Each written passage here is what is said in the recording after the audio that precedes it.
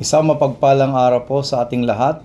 Ngayong panahon ng pagninilay-nilay at pananampalataya, maraming pamilya ang aalis ng bahay upang magbakasyon o magtungo sa mga lugar ng debosyon. Bilang paalala ng inyong kapulisan, narito ang ilang pahalagang gabay upang matiyak ang kaligtasan ng inyong tahanan habang kayo ay wala. Ikandado ang lahat ng mga pinto at bintana.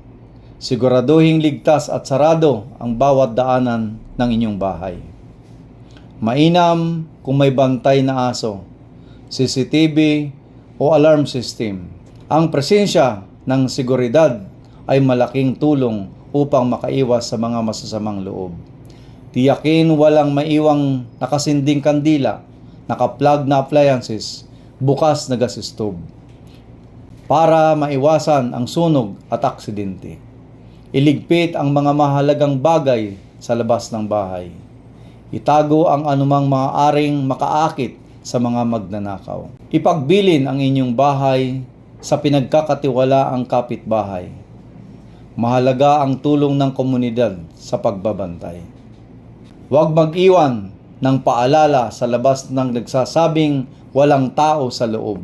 Iwasan ang pagbibigay ng impormasyon sa mga maaaring samantalahin ito. Iwasang mag-post o mag-update sa inyong mga social media account na kayo ay wala sa inyong bahay at kayo ay nasa labas or nasa malayong lugar. Or iwasang mag-my day. Kung may emergency, huwag mag-atubiling tumawag sa aming hotline. Rodriguez PMP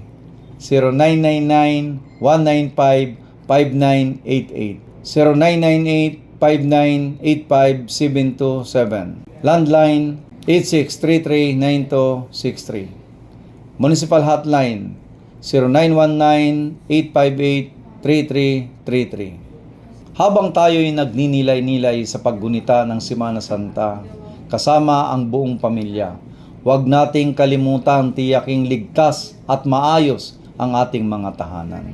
Ang tunay na pananampalataya ay sumasalamin sa ating pagiging maingat at responsable saan man tayo naroroon.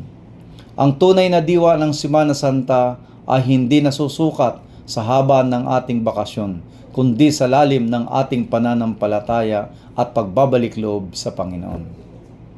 Ito po ang inyong lingkod, Police Lieutenant Colonel Paul Macasa Sabulaw, Hipi ng Rodriguez Municipal Police Station. Ang gusto ng pulis, ligtas ka.